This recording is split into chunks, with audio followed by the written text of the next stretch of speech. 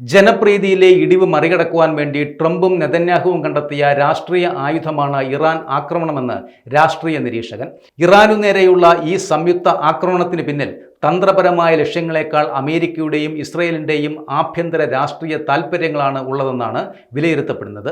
ഭരണതലത്തിൽ നേരിടുന്ന കനത്ത ജനപ്രീതിയില്ലായ്മ മറികടക്കുവാൻ വേണ്ടി അമേരിക്കൻ പ്രസിഡന്റ് ഡൊണാൾഡ് ട്രംപും ഇസ്രയേൽ പ്രധാനമന്ത്രി ബെഞ്ചമിൻ നെതന്യാഹുവും നടത്തുന്ന ശ്രദ്ധ തിരിച്ചുവിടൽ തന്ത്രമാണ് ഇതെന്ന് മുൻ ഇസ്രായേൽ നയതന്ത്രജ്ഞനും അറ്റ്ലസ് ഗ്ലോബൽ സ്ട്രാറ്റജിസ്റ്റ് അനലിസ്റ്റുമായ ഷായൽ ബെൻ എഫ്രൈം പ്രതികരിക്കുകയും ചെയ്തു.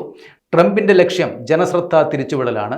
ഭരണത്തിൻ്റെ തുടക്കത്തിൽ തന്നെ ഒരു അമേരിക്കൻ പ്രസിഡന്റിന് ലഭിക്കുന്ന ഏറ്റവും കുറഞ്ഞ ജനപ്രീതിയിലൂടെയാണ് ട്രംപ് ഇപ്പോൾ കടന്നു പോകുന്നതെന്നും ഷായൽ ബെൻ എഫ്രൈം ചൂണ്ടിക്കാട്ടുന്നുണ്ട്.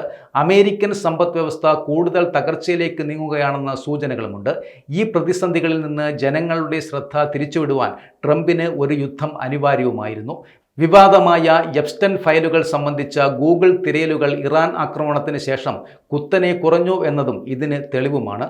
കുറഞ്ഞ പക്ഷം തന്നെ താൽക്കാലികമായിട്ടെങ്കിലും ജനശ്രദ്ധ തിരിച്ചുവിടുവാനും കോൺഗ്രസിൻ്റെയും വാർത്താ മാധ്യമങ്ങളുടെയും സമയം മറ്റു വിഷയങ്ങളിലേക്ക് മാറ്റുവാനും ട്രംപിന് ഇതിലൂടെ സാധിച്ചു എന്നും അദ്ദേഹം വ്യക്തമാക്കിയിട്ടുമുണ്ട്.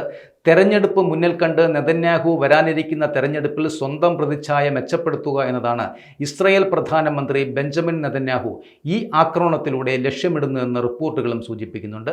ഈ വരുന്ന ജൂൺ മാസത്തിൽ തന്നെ ഇസ്രയേലിൽ തെരഞ്ഞെടുപ്പ് പ്രഖ്യാപിച്ചേക്കുമെന്നാണ് പ്രാദേശിക മാധ്യമങ്ങൾ നൽകുന്ന വിവരവും.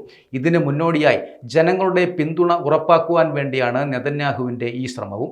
ഗാസയിൽ ഇസ്രായേൽ നടത്തിയ വംശഹത്യ നെതന്യാഹുവിന് രാഷ്ട്രീയമായി വലിയ നേട്ടങ്ങൾ ഉണ്ടാക്കി കൊടുത്തിട്ടില്ല എന്ന് ബെൻ എഫ്രൈം നിരീക്ഷിക്കുന്നുമുണ്ട്. ഹമാസ് താരതമ്യേന ദുർബലരായ ശത്രുക്കളായിരുന്നു. ഇതുകൂടാതെ ഗാസയിൽ ഇസ്രയേലിന് പ്രതീക്ഷിച്ചതുപോലൊരു സൈനിക മുന്നേറ്റം ഉണ്ടാക്കുവാനും കഴിഞ്ഞതുമില്ല.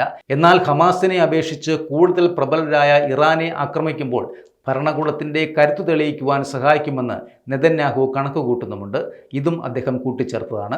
ചുരുക്കത്തിൽ ഇരു രാജ്യങ്ങളുടെയും ആഭ്യന്തര പ്രതിസന്ധികൾ മറച്ചുവെക്കുവാനും രാഷ്ട്രീയ അസ്തിത്വം നിലനിർത്താനുമുള്ള ഒരു ഉപാധി മാത്രമായാണ് ഇറാനെതിരെയുള്ള ഈ പുതിയ യുദ്ധസമാന സാഹചര്യത്തെ അന്താരാഷ്ട്ര നിരീക്ഷകരും ഇപ്പോൾ വിലയിരുത്തുന്നത്.